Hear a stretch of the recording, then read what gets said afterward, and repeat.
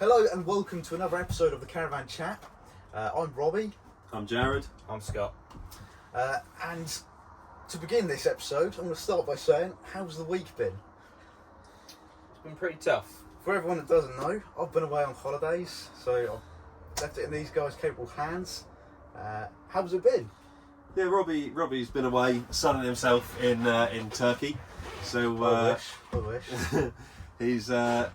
he's left us to run the ship, and at the same time we had our Avant going for service, which is the green machine we use to move all of our caravans around, get them into the workshop, bring them out to the customers when they're done, and obviously with that being in for service, we've had to pull most of them by hand. So what's the Avant actually had done to it? And for those watching, what actually is the Avant? How would you describe it to them? The Avant it's like a giant drivable multi-tool, so we can use it for so many different things. They're absolutely brilliant. You can turn them on the spot, and for moving caravans around, they're priceless. But it's had its annual service and health check. Everything's absolutely fine. Everything's been sorted. So it's running like a dream again. But obviously with Robbie off and no Avant, it's just been us two, me and Scott, pulling vans around by hand all week.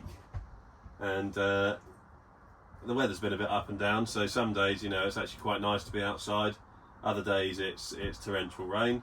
And as much as Scott does look small, he packs a punch, so he can move quite a lot of weight around. But it's been difficult. So the one crucial week where you need me to give you an extra helping hand, and lo and behold, I've been on holiday. Yeah, that would have been handy, but then, the pushing power you've got, we probably could have just gone and got some child in to help us out. I don't know about that. Right, anyway, moving on. Moving on, I've come back from holiday and I've browsed through our emails, and lo and behold, same as last time, we've got loads of new emails come through. Loads and loads of questions, same as before. So I've got a little list and we're going to delve straight into them. I'll read them out and we'll get you guys to give me some feedback. So the first being, I've got a customer called Lewis Andrews, who lives on the outskirts of Edinburgh. He has a 2016 Swift Challenger. Having taken his van for a full service, he's not mentioned where he's taken it.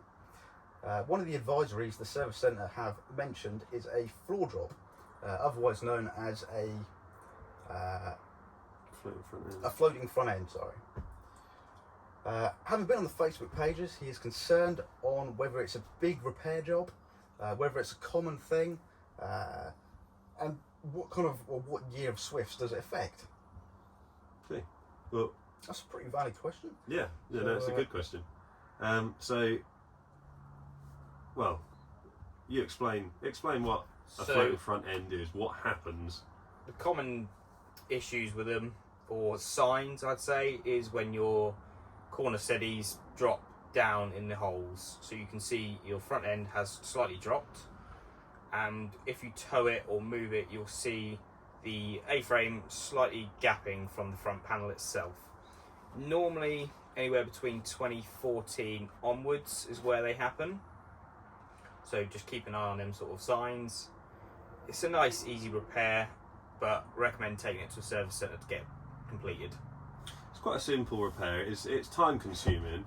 It's not something that you can get done in and out within sort of a couple of hours. It is quite a lengthy repair, but it's fairly straightforward. It is.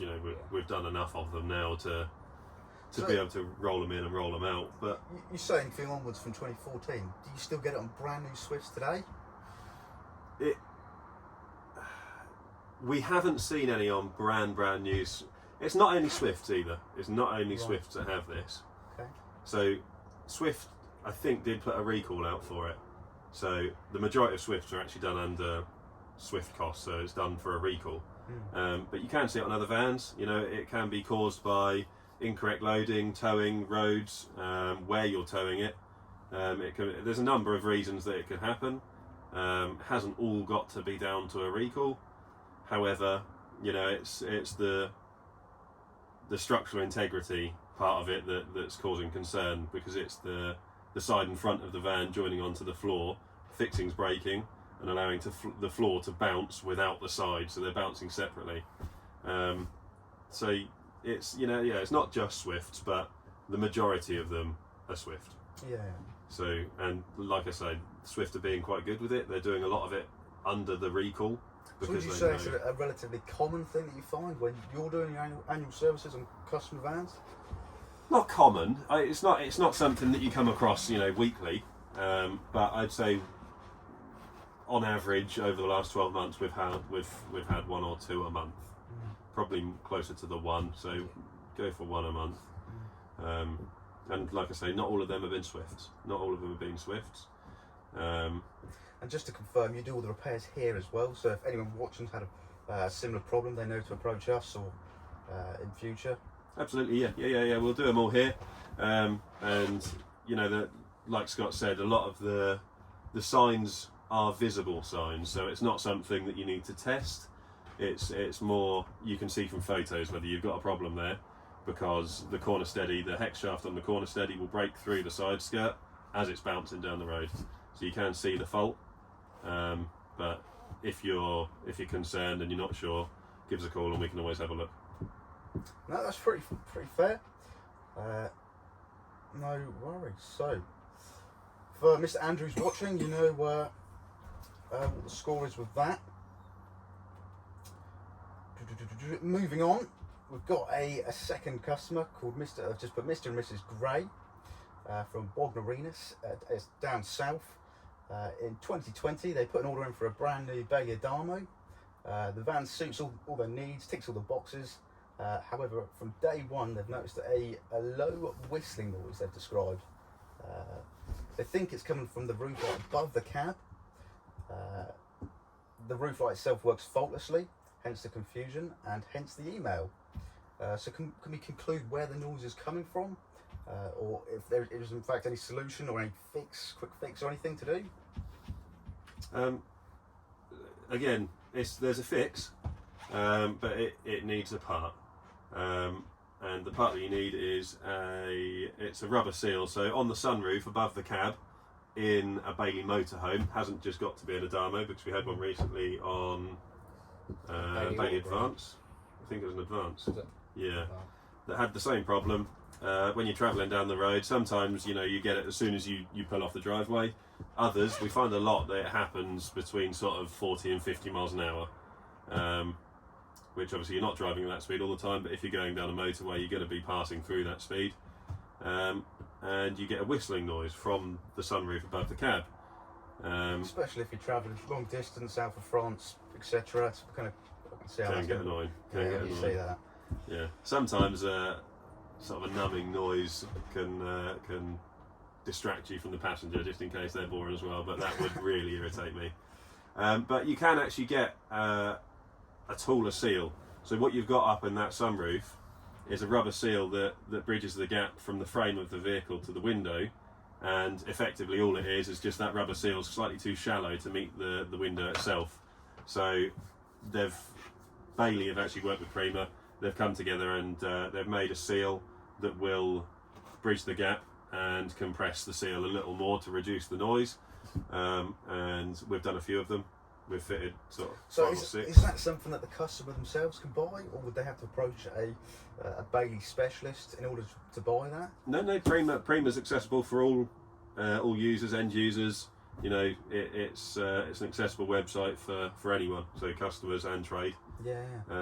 And the seal itself isn't a massive job to fit.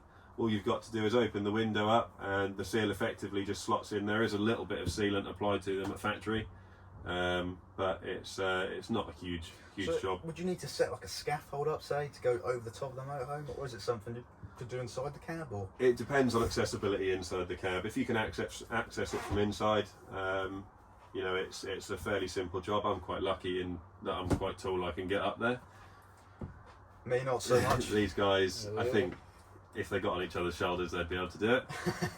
So if you do see that, just don't ask questions. They're changing a roof light seal. That's all they're doing. It's accessible from inside depending on height restrictions.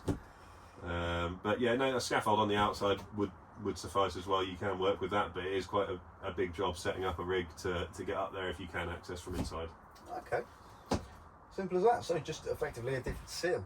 Yeah, exactly. It's just a slightly bigger. It's just a modified seal. Effectively, they've located the problem quite early on, made a difference, and that's pretty sorted it. pretty handy to know. I've got another customer, Mr. Mills from Mersey Island, not too far from Colchester. Since 1986, I've had various makes and models of caravans and motorhomes. I've currently got a small and practical 2018 Eldest Explorer. Throughout my caravan life, I've forever had issues with hobs, grills, ovens, all with the same issue. If you light the hob, for example, it tends to automatically, after 30 seconds, completely and utterly turn off. And sometimes he can't get it to light whatsoever. He's asked what's the reasoning for it, is there anything he can do to fix it? So if he's had all various different makes and models of caravans and motorhomes, have they got the same generic build quality? I don't know, is this something you guys have seen before? So a majority of caravans do have a Thetford oven. Some have Dometic, depending on which van it is at the time. So it sounds like it's going to be a thermocouple issue. So we'd recommend cleaning the hobs, the grill, the oven regularly anyway, just so the fat doesn't build up or anything like that. And then if it's still going, I'd recommend just getting a bit of sandpaper, just cleaning the top of the thermocouple itself, just to test if that was the issue. If it still carries on, I'd then recommend bringing it to a service centre due to it being a gas issue. So it wouldn't recommend a customer touching the gas side of things. And the thermocouple, how would you explain that to them? Is that something... So the thermocouple sends an electrode down the wire onto a magnetic spring, and that will push in to keep the valve open to let the gas through. Obviously if this fails, it will not send it through, so it won't hold the gas valve open. Okay, I see. I take it that's all visible at the top of the, say, the hob, for example. So you won't be able to see the wires, they're all under the hob lid. Right. But the thermocouple itself will just be under the hob slightly. Okay. And being that you said you get it on all the makes and models, is it a case of you guys seeing it even on, let's say, brand new vans today? Is that something you guys have seen? If we see it on a brand new van, we'd probably check a lot further into it first, just to see if it is a loose connection on a brand new van. But majority of the time it is just literally cleaning the end, and it would work most of the time. Obviously if it does fail, then it's normally a new thermocouple part. It can, obviously, with new vans you can look into the connections more, because obviously if it's an unused van, the likelihood is it's not worked from the factory, so it could potentially be a connection. But another thing, with it lighting and then going out and sometimes staying on, it could be an issue of swarf in the burner. So if you have some dust in there, spiders crawling in there. I've seen that so many times before, where they've all started to just get the likes of cobwebs and things just build up around it, and little things like that are probably going to make a little bit of a... Exactly, anything can affect the gas air mix, and that will then affect the flame. So affect your burner and therefore shut it off. It's doing its job. It is a safety device. It's shutting off for a reason. But obviously you don't really want it shutting off all the time if you're trying to cook tea and it might get on your nerves. I think it's fair to say if you've tried that and it's still not working, I think being that it's a gas appliance, would you say it's fair to just approach your local approved dealer and get them to run their eyes over it? Yeah, I'd never recommend someone that doesn't. Well, I'm not saying doesn't know what they're doing, but isn't qualified in it, because if you're not qualified, we wouldn't recommend touching anything. We always would recommend a test after it as well. But we'd always just say go to your local approved dealer for them to look into it for you. It's always the safest option. That's really handy to know. Well, in terms of questions, that's what we've got. The three questions today. So with those, they're all pretty irritating things, and things that would spoil a little bit of your holiday, but that nothing is irreparable. And whilst we're on the topic of irritating things, you've probably noticed that obviously Neil's not here today. He's on holiday, so it's been a little bit more of a relaxed video. It hasn't been especially with me not being in last week. I can only imagine it's been luxury for you guys. That's been beautiful, Yeah. honestly. I'm not saying having him on holiday is brilliant, but I would be more than willing to pay for him to go away more. No, it's been quiet, and like I say, this video has been a little bit more laid back, more technical. I think it's had a lot more question answer time as opposed to just general industry chat, purely because we're more technical rather than general industry. But And of course, there we don't stop if you're sitting there, you're watching that, and you've got any ideas that come to mind. Don't hesitate. Send them over to us in an email, and we'll most likely bring it up in one of our videos. Yeah, no, brilliant. Right, I think we'll call it there. Yeah. Superb. Well, on that note, enjoy. Thank you.